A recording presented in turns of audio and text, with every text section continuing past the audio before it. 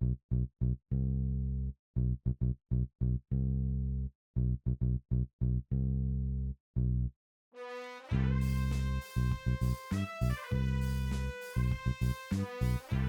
everybody, and welcome to a brand spanking new episode of MovieKombat. This is the final episode of Season 7. I keep saying it, but I'm very uncertain. Yes, 7.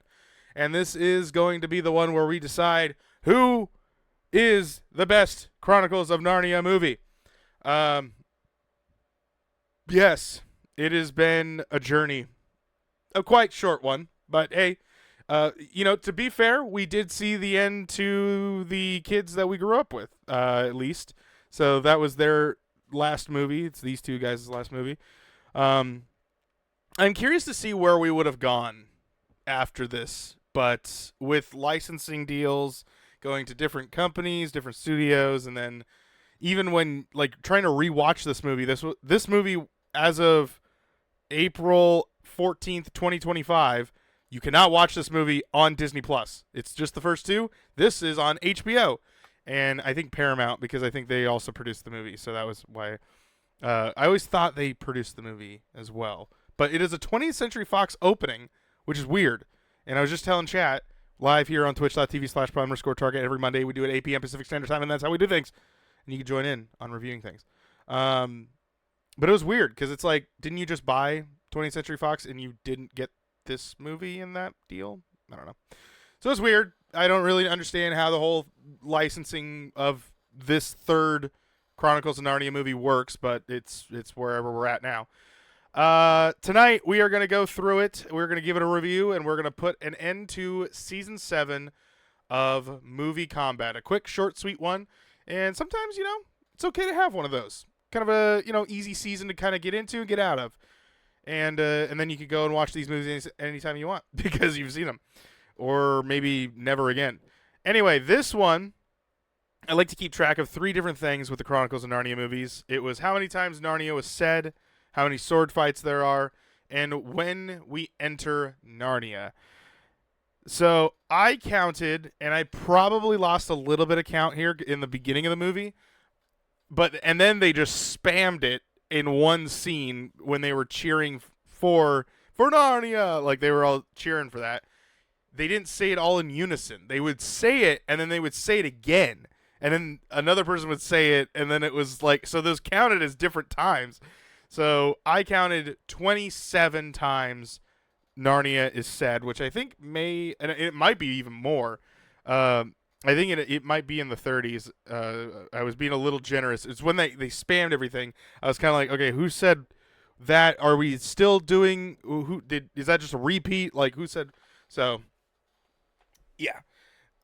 Sword fights. I counted 2 of them. There were 2. There was the the Edmund and Caspian fight, which was just like a play fight, and then there was a sword. There was another sword fight that happened. And then there was one that was about to happen again, but I didn't count that, which was it was an Edmund and Caspian sword fight that was about to happen.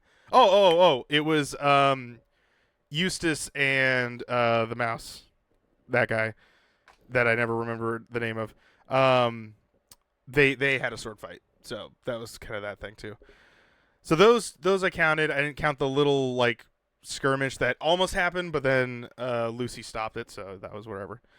And then when did we enter Narnia? It's about 6 minutes and 34 seconds in there, give or take. And that was kind of where, when they go into... They did not hesitate. They gave it a little bit of a backstory to why Edmund and Lucy are with Eustace and his family, why they're living with them. Which is good because in the sense of storytelling, especially in a third movie, I don't care about the real world. Let's get to Narnia. We did that. We had our backstory. We got there quick. 6 minutes in, boom, we're in there. And that was kind of nice to have. This movie was very interesting because, like I've been kind of alluding to, and as you guys watched the movie, so though Peter and Susan are in the movie, they're not in the movie. They're not in Narnia. They're just like flashbacks. It is cool that they actually did bring back these characters to like the same reprising roles instead of just being like, hey, we'll just phone you in and we'll have you like talking to him through something. So it is cool, and Tilda Swinton also returning as the White Witch, which it's kind of a cool thing because it's bit parts. It's not like a full talking role, even though on the cover of not this one, but on the theatrical cover or the international one, whatever IMDb has, the White Witch is prominently on there. So she is in the movie, but just not as much as you would kind of be alluded to as like, oh, is she coming back? It's like, no, she almost had a bigger situation in the second one, but this one, she's definitely just makes those reprising things, but she's not technically her. She's actually like the gas monster thing that is trying to get into the minds of Peter, or I'm sorry, of Edmund, because that's his like thing that he doesn't want, or his thing he doubts himself with. Yeah, so it's really cool that there is a lot of fantasy stuff in this movie. It really seems we get our first dragon. That's kind of cool. We get a dragon in this movie, and which turns out to be Eustace, which is played by Will Poulter, I think is his name. Which, Alana, how's it going? Will Poulter, who you've seen in Guardians of the Galaxy. He plays Adam Warlock. He's been in a whole bunch of different movies. You've seen it. He was also in Bear. It's your birthday in 10 minutes? Oh boy. Wow. And you just time stamped it right here into this podcast. That's an Alana thing, I'll tell you what. Oh, he was in a Black Mirror episode. I forgot about that. He was in Bear, The Bear. He was in like 3 episodes of that. But yeah, you've seen him. And I honestly thought he killed it in this. Like he was the annoying cousin, and then the cousin learns his lesson. And I felt like this movie definitely was way better than the second one. Like, I don't know what it was. I just feel like maybe it was the fact that it just felt like a coherent story. It didn't feel like we kind of hiccuped on certain things. Like, there was reasons why we're doing stuff. The character development, especially with, just talking about Eustace, which Will Porter plays. The Eustace's character, felt more put together. Eustace is, like I was saying, he's the shitty cousin that you don't want to hang out with. He bugs you all the time, tells on you, and then he doesn't believe in anything that is happening around him, even though it's happening around him. And instead, like, even when he's doing his little journal, he's like, I'm surrounded by people that are delusional. And it's like, okay, if everyone is thinking this and you're the only one, is it delusion that's happening? So there's times of that. He gets eventually turned into a dragon, so we lose that character for a little bit, and then we come back, and then it's a different situation because he learns his lesson. And then there's a really emotional scene with kind of how you see the relationship with him and the mouse that I always forget the name of. But it's that thing of like, will I ever see you again, and this and that, and it just, he does a really good job. He cries in it that it almost breaks your heart for him, because it's like he learns that his faults as a character, he learns what he's doing instead of blaming things on people. He figures out that he's kind of a problem and that he should apologize, and he does. He apologizes to everybody of how he was, especially his cousins. And they all kind of come together and go like, we couldn't have done this without you, and you helped us just as much as, we helped you, kind of thing.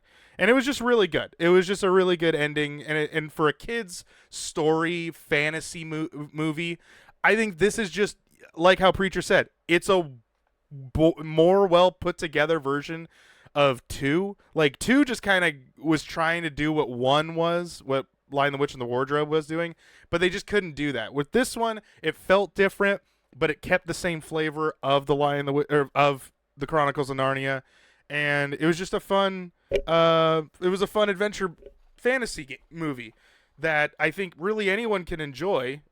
Do you need to see the first one and the second one? Um, I was kind of thinking that, and I'm like, you really don't need to see it because the only things that you really need that has like Peter and Susan in is it's like very brief moments, right? It's just like enough to get you going of like, oh, okay, they're siblings, but in their cameos, it wouldn't feel as special. If you did watch the first one, then you would kind of get it, and the second one, you'd kind of get it. Prince Caspian, obviously, you would know more of his backstory if you had watched the second one. But even then, they kind of reiterate what more into Caspian's story of his father, and he's wanting to be a better king, or he's wanting to live up to what his dad was as a king. So it is really cool of just how this movie kind of came together. And I don't know. I kind of just appreciated it a lot more than the second one. And I think maybe coming off of the second one, it's a little bit better of like, yeah, that one was a little bit better. So anyway, before we give it a rating, let's jump into some fun facts about the Chronicles of Narnia, the Voyage of the Dawn Treader. This is the last of the 3 movies that got made. Let's look at some taglines, and we got 2 of them. 2 taglines here. Number 1, return to magic, return to hope, return to Narnia. Okay, I can kind of see that where we're kind of going with like 3 different things. It's the third movie, whatever. Take the voyage, live the adventure, discover Narnia like you've never seen it before. Sure, it was a little different. And we did go to a different area of it. So yeah, I guess. I don't know. Those I don't know. They didn't really stick with me as much as I think some other ones have done. Okay, let's look at some trivia. Okay, the drawings of the characters during the end credits are the exact drawings that appeared in the book. This is the tribute to Paula Baines, the series illustrator who passed away on August 2nd, 2008 at 85. This movie came out in 2008? No way. 2010. Okay. But I don't think there was a movie, obviously, at that time, so. Okay. Oops. Clicked on that one too soon.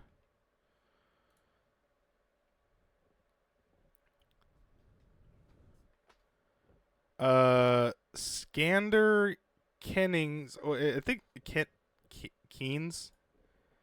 This is his last film. I think that's Edmund. Yeah.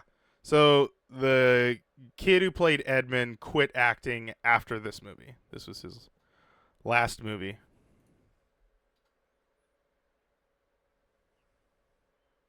I think it was a big movie.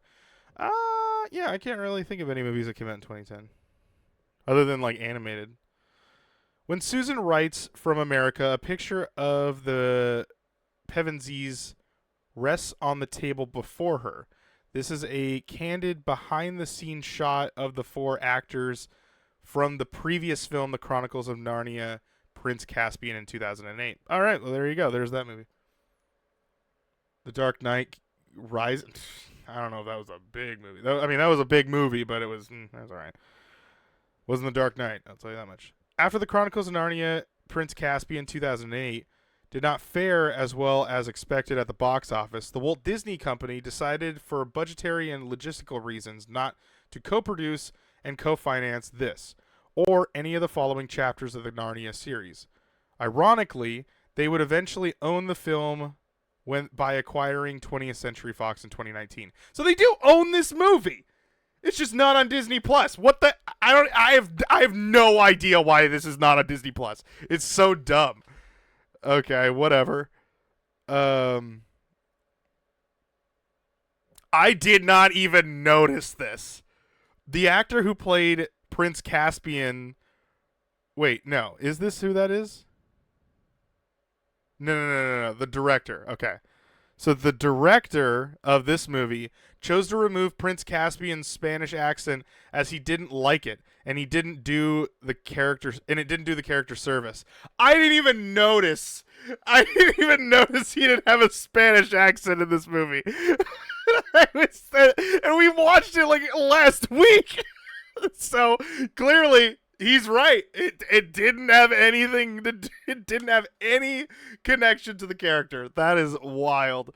It's all right. Totally didn't notice that. That is a really funny. That's really funny. Yeah, clearly he's right. It did not have any build to that character. Okay, let's check out some goofs. When the main characters meet Aslan at the sandbank, good grief, Aslan's shadow changes from being forward. The other characters, Aslan's shadow changes from being toward the other characters to away from them and back again between shots. All right, that's a little digital problem there. When Edmund and Caspian are looking out the prison cell watching the sacrifice being made in the harbor, the Dawn Treader is not to be seen in the harbor. Interesting. When Lucy places the sixth sword on Aslan's table, there are twigs scattered around and under the swords. But in the next shot, shows all six swords laying in a clear spot on the table and hardly any twigs. At Aslan's table, Lillian Deal's arm suddenly changes position. I don't know who that is. Who is that? Is that no. Oh, that's the beautiful woman that they see. So, all right. Well, let's take a look at some more stuff here. We got release was December 10th, 2010, so 12/10/10. It's a good date. And budget was 100. Oh my god. The budget for this movie was $155 million estimated. Opening weekend, it made in the US and Canada made 24 million. That's it. Just 24 million. Gross in the US and Canada was 104 million, and gross worldwide was 415 million, which I guess 20th Century Fox, they made their money back. Worldwide, they did a better international release than in the United States and Canada. That is insane. $155 million is absurd. Just to put that in perspective, Prince Caspian was... Oh my god. That's right. Prince Caspian was 225 million. And the original Chronicles of Narnia was, I feel like that was 180 million. I guess that's, so they had a lesser budget. I don't know why that shocked me so much. Yeah, I guess in theory it's not that much. 155 million. Because there is a lot of ships and water instead of like shooting on a grassy knoll in somewhere England and having sword fights. So there's a little bit more production that went into this one, especially when Disney is also making not this movie, but I guess in the last movie, Pirates of the Caribbean at this time. So you're seeing movies that are able to do stuff with ships. So you might as well do it in your movie since you have a movie that's about a ship called The Voyage on the Dawn Treader. So that's how you kind of go with that. 155 million. They did make 415. So like I said, they made their money back. It was better internationally. We, I guess, in the States did see it, but it's just whatever. Runtime's an hour and 53 minutes, so just shy of 2 hours. All right, that is going to be it to looking at Chronicles of Narnia. It's time to wrap things up and give this thing a review and close out Season 7 of MovieKombat. When it comes down to Chronicles of Narnia and the Voyage of the Dawn Treader, I actually don't remember seeing this movie all the way through, and I actually did like it. I think it was good. I think it was a decent film. I think it could stand on its own, which is hard to say, especially as a third movie, especially after a movie that is coming off of kind of a movie that didn't do so well. Because obviously, you just heard Disney got rid of the licensing for this movie because they just didn't want to financially back it anymore. And then 20th Century Fox went around and made the movie for like 50 million less and actually had higher production lookings and actually I will say one thing. They took out my practical effects Minotaur. I didn't like the fact that we have a CGI monsters. The CGI in this movie does look terrible. It is not that great. But other than that, the story is fun and the story is enjoyable. And Preacher gave it a 7. And I'm kind of waiting for anybody else if chat wants to throw in their reviews for the movie if they did see it. If they didn't, I know it was hard to go and find it, so I totally get it. But for me, the way I see this movie is I think kind of in that same realm.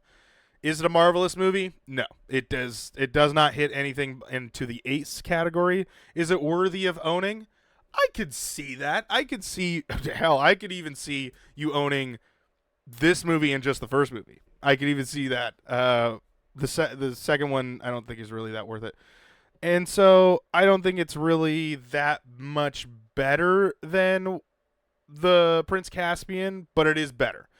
Do I think it's better than The Lion, the Witch, and the Wardrobe? Absolutely not. That movie is the best one of the three, in my opinion. So with that, I think I'm going to have to agree with Preacher, and I'm going to have to give this movie a solid 7 out of 10 from Primal Target. And then that means, since Preacher's the only one that watched it, then PT Nation score is also a 7 out of 10. So now we have to let's see here. Voyage on the Dawn Treader. Now we got to get the scores here. So let's bring up my trusty calculator. And we will get our answer of who is the best. It's the best. So the first, Lion, the Witch, and the Wardrobe is, I gave it a 7.8. Okay. And then we would take that number, we will add it to the 7.7 that the PT Nation gave it. Divide that by 2. And that is a 7.8 rounded up. 7.8. Okay. Just going to consolidate some stuff here. Prince Caspian. Didn't get that better of reviews here. That is a 6.6 plus a 5.4 divided by 2 is a 6. Solid 6 for Prince Caspian. Which is, that's not bad, really, when you think about, like, just movie reviews in general. Voyage of the Dawn Treader is a 7 and 7, so that means it gets a 7. And that was easy to do. Thanks, Preacher, for doing that. So, with that said, that means, the series isn't a fantastic series. It didn't get an 8 in any of them. But they're still in the worthy category. They're worthy of watching. They're worthy of possibly owning. Some people may own it. Some people may not own it. But I think 90% of the people should watch the movie. Is kind of where I would actually say, yeah, when you're in the 7s, 80% is probably where you're looking at of like people should see the movie and probably will enjoy it.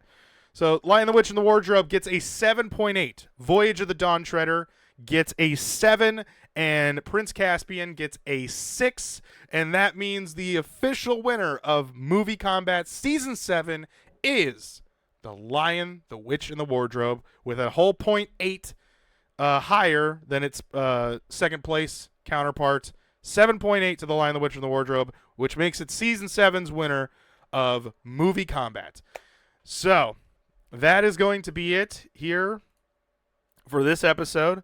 When will MovieKombat ever come back? I don't know. It'll go into a slight hibernation for now, but because I am currently going to be moving, I don't know when streams are going to be starting back up again. But we wanted to do a short one so that we could get one last one before I head on out of here, and that was really fun. I've enjoyed. We've done 4 seasons exclusively, well, live recorded here on twitch.tv/prime_target. We did with MovieKombat Season 4, which was the MCU. No. That was. Which one was that? I don't know. I'm looking at the way I've abbreviated these, and I have no idea what the. Oh, 8 Crazy Nights. Okay. Season 4 was the holiday season. MovieKombat 5 was Marvel Phase 1, the MCU Phase 1. MovieKombat 6 was the Pirates of the Caribbean saga, and then MovieKombat 7 was the Chronicles of Narnia. That is going to be it for Season 7. Thank you guys so much for joining me on this magical journey. If you would like to be a part of it at some point in time, just make sure you're following us here on twitch.tv/prime_target. If you're watching over there in YouTube land, you guys get it a little bit later, but it is recorded live. When we do it, it is right here on Twitch, and you can put in your reviews and be a part of the decision on what we give stuff. That's going to be it for this episode. Thank you guys so much for watching, and I'll see you guys in the next season. Season 8 of MovieKombat coming soon. We'll figure that out when we figure that out. But good night, everybody.